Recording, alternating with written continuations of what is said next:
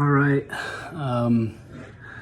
So this is the start of what I'd like to do as a weekly, vodcast of fatherhood. So it's been a week now since Porter Bean has been born. So I wanted to get some thoughts out there as to how fatherhood is going, some of the dynamics that come along with it, to include dynamics with my wife, and us, the way we handle the child or the baby, and just some random thoughts and whatnot. So I wanted to just get that out there. First off, so the week has been, as some parents may know, or other parents maybe don't know yet, or maybe other people don't know yet, the week has been exhausting to say the least. But it's also been very rewarding. Of course, I think the process of becoming a father is something that, or even just a parent, is something that you really can't prepare yourself for. Of course, there's certain things you can do, like that to prepare yourself, just buying material things, but the stress and the dynamic and the some of the struggles or challenges that come along with it, just don't prepare you. There's no preparing yourself for it. For at least from my standpoint, that's my thought process during the week. So going into the pregnancy before Porter was born, I was under the impression that I kind of knew it was coming, and it wasn't real till it actually happened for me. But so I wasn't too worried about it, honestly. I've always been kind of laissez-faire when it came to a lot of stuff, and I didn't know how that dynamic would change once Porter came out. But I think, to my surprise, a lot of that still holds true for me, at least. I love Porter, and I think going into this, what helped me was realizing that I am just prepared, just realizing that I never was going to be perfect. I was never going to know all the answers. I was never going to, there's things I was going to struggle with. And then I knew those things. I knew going into those things that some of my weaknesses and some of my strengths, which goes along with finding that my partner in Sam, who's, kind of balances me out, and my weaknesses and her strength, they balance each other out very well. Which helps out, obviously, but there also sometimes where it clashes, of course, especially within parenthood and how we plan to raise Porter, which we've discussed, obviously. But yeah, I'm just blabbing on. This is kind of what it's going to be for my first week podcast. I'm kind of, as some of you know me, I've had less sleep than usual, but yeah. So I was going into this with processes like I'm not going to be perfect, but I'm going to be there. I'm going to do the best I can. I'm going to give them all the love that I have. And I think I've done that, honestly. And I know I've done that because, some people express love in different ways. I've never been good at expressing love myself. It's been difficult for me throughout my childhood and adolescence, and even going into my adulthood. So even my significant other, Sam, knows that. I struggle with it, and she's really the only one that's ever seen me kind of express my love, and that's how I kind of knew she was the one. But that's besides the fact. But yeah, so I struggle with expressing love, and for me, I said that I didn't want to be like my father, because growing up, my father, he struggled expressing love too, and I think that's just immigrant parents in general. He loved me, I know he did. He showed it very differently, and it took me a while to understand that. Being the first child, and I was being the oldest child, I was kind of forced to understand it at a very young age. So me and my dad developed a relationship very early on. I wouldn't say early on, I would say maybe like my later teenage years. I really kind of understood him a little better as an adult and as a person, as a human being. And I'm taking that notion into how I'm raising Porter, and it is hard for me to express love, and I challenge them every day, even as a 1 week old.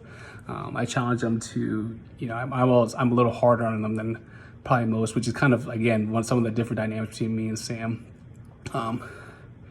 When he's crying, I don't immediately go over to him. I try to talk him through it. And it seems like kind of, tough love or whatever, but whatever you want to call it. But that's just kind of the way I was raised, and kind of the way I kind of want to raise my child as an independent child. And Sam obviously has kind of different dynamics when it comes to that. She's obviously a little bit more worried, as you know, it's a 1 week old, of course. Yeah, that doesn't mean I'm not worried, but we just have different ways of kind of expressing that. She obviously wants to cater to him, which we do. I'm not saying we ignore him. When he truly needs us, we'll be there. But I like to let him kind of figure things out himself. So what I've learned from these past weeks, Porter is very impatient. He's a very patient child, and that's kind of, I think maybe that's all babies. I don't know. I've only dealt with one, so I'm speaking for my own experience. He's very patient. So there's some things where if he can't get the first time, he gets very frustrated. You could tell. He can't say it in words, obviously, and that's probably another reason why he's frustrated. He fears when he tries to latch on or whatever.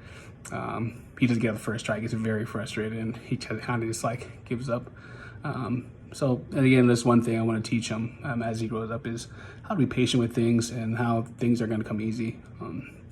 And I'm speaking, I sound like a psychopath or a crazy person, but as I'm trying to instill these things into him very young, but I think it kind of makes sense. That's kind of the lessons I want to instill those things at a very young age with him. Kind of show him how to, be independent on his own and kind of work through things on his own. Of course, it will always be there. My theory as a parent has always been kind of it was a show that I watched called, I think it was called The Business Proposal. It was a Korean drama.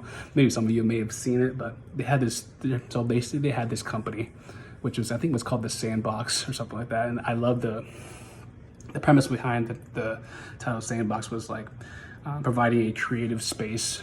In the show, it was to provide a creative space for new business people to create ideas and be creative and have a safety net, which they considered a sandbox, right? To fall back onto if the business were to fail. And that's kind of that kind of touched me a little bit in a certain way. That's kind of how I want to raise my child and take those thoughts and theories into raising my child and providing him the sandbox, or either my future daughter or future son, the sandbox to be creative, give him the tools he needs to be successful, but also allow him to take risk, allow him to learn things on his own, because mom and dad are not going to always be there. And I've told him this, actually, you guys probably, again, I sound like a psychopath, I've told him this already in the third day he's been born, that we're not always going to be there to, help him. But I do want to say that, we'll always be there to fall back on and as a sandbox. So we want you to be able to take risk and be creative and, venture out and do the things you want to discover yourself. But, if all things fail, me and mom and dad will be the sandbox, we'll be there too. Catch you when you fall, provide that cushion, and pick you up and and just love you for who you are unconditionally. But yeah, so again, back to I guess I'm all over the place kind of again, but this week has been tiring. Some of the different dynamics, you can tell that me and Sam have been getting frustrated. There's things that you just never understand. Sometimes things that happen and you're like, are we doing this wrong? Are we doing that wrong? Is there ways that we can be doing better? Which is, those are good thought processes to have for anything. Is how can we continue to improve these processes to ensure that Porter is getting the best love and best safe space that he can have.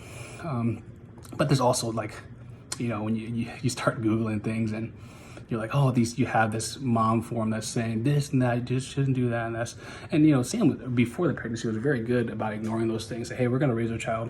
How are we going to be raised? How are we going to raise our child? And we're not going to do these things, we're not going to do these things. And again, a lot of the stuff that we were saying prior to Porter arriving was kind of speaking out of ignorance, I guess. So now we find ourselves when something happens to Porter that we don't understand because we are newborn parents, we reaching out to other parents, or Sam's reaching out to other parents, or she's reading these online forums and all this stuff on the media or whatever.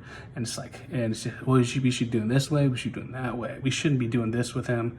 We shouldn't be, yada. You guys get the picture. There's so many influence coming from every direction, which again, before we had Porter, we said we were going to ignore, but we also we're struggling to kind of find the answers to those things. So we want to provide him the best and creative space for him. But we have to understand, as parents, that things aren't going to be perfect. And like I said, going into this, that's kind of what has anchored me a little bit, because I kind of expected that things weren't gonna be perfect.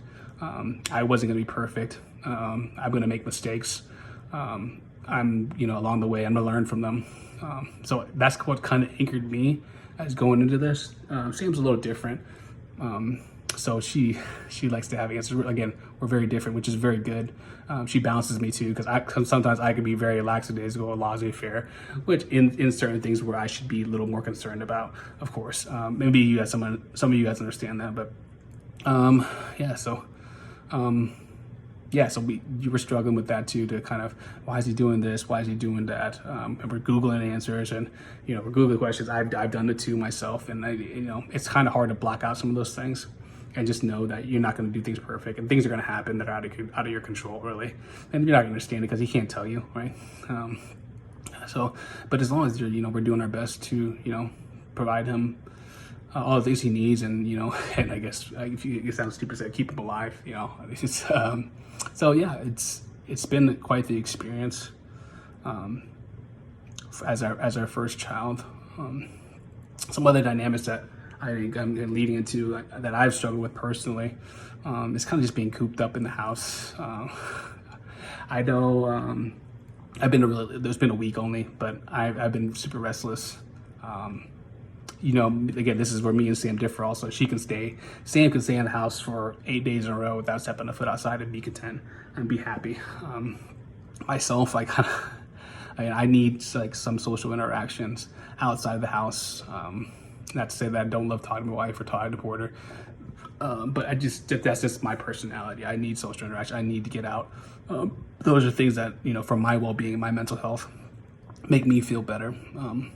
I just got done with for instance, I just got done with a workout down in the basement here, and I got the idea. This is kind of a spur of the moment idea to just make this video and kind of help me out a little bit, just talk through these things. Because mental health is very important, especially for my, I'll make sure to check on Sam, because postpartum depression is a real thing. I get to come down here and work out and kind of get away in my headspace, and sing at the top of my lungs without fear of waking the baby, or just come out and come downstairs and make these vlogs. So it's kind of like my own space in this, in a sense. But so it's safe to say that I've been restless.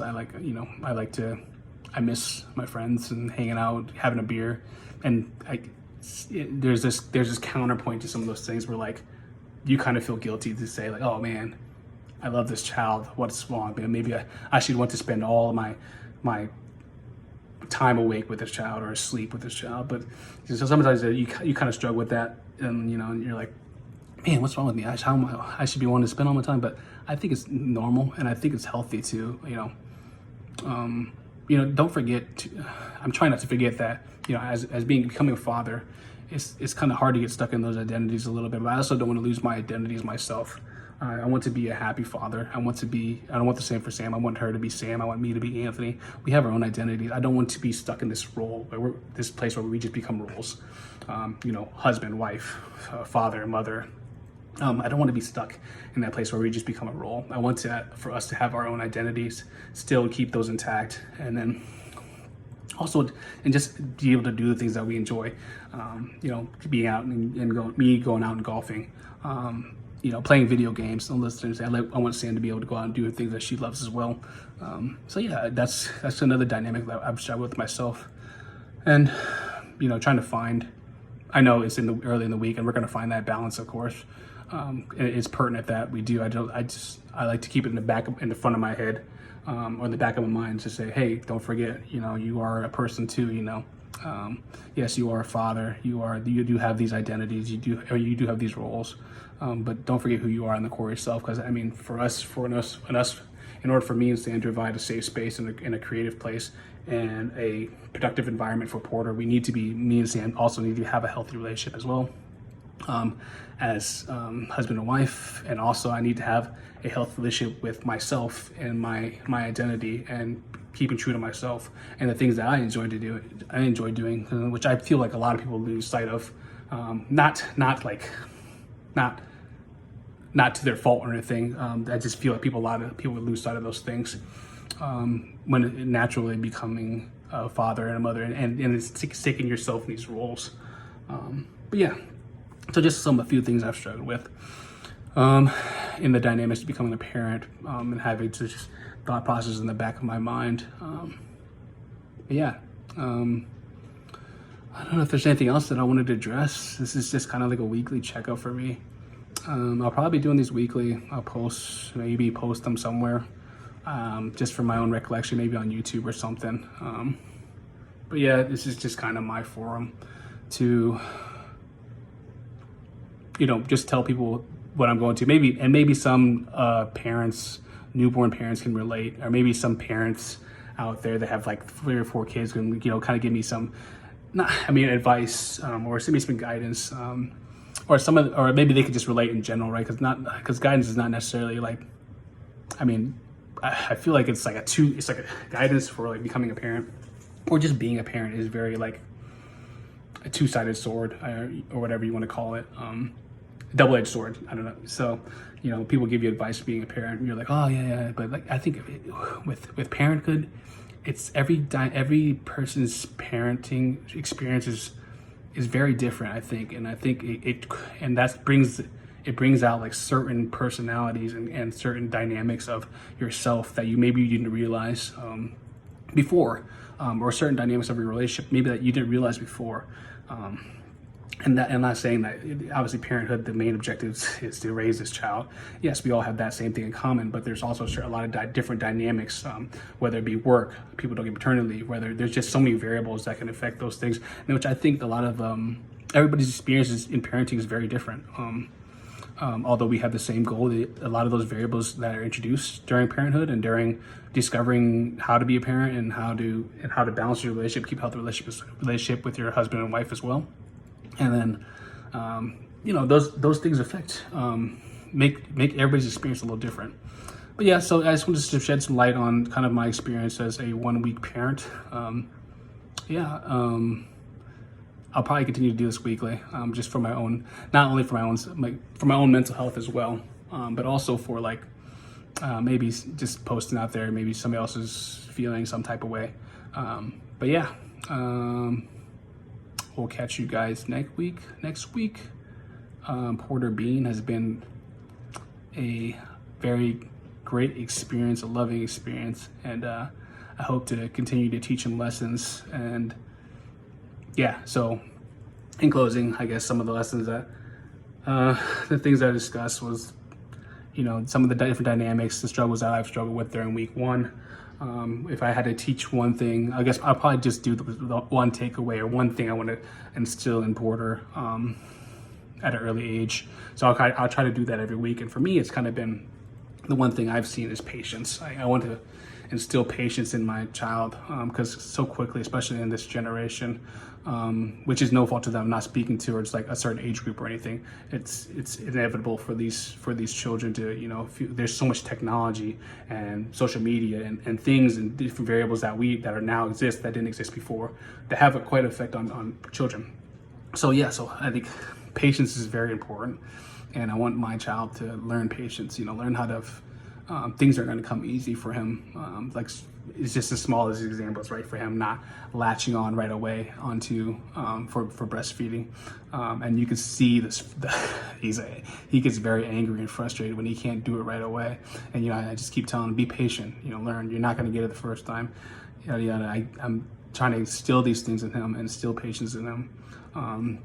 Or when he's crying, and he's like, he wants immediate, response, which I would try to give him, but I like to let him deal through it all. So for this lesson for, Porter Bean, if I tell you anything, learn how to be patient, learn to trust the process on some of these things. Thanks for tuning in. See you later.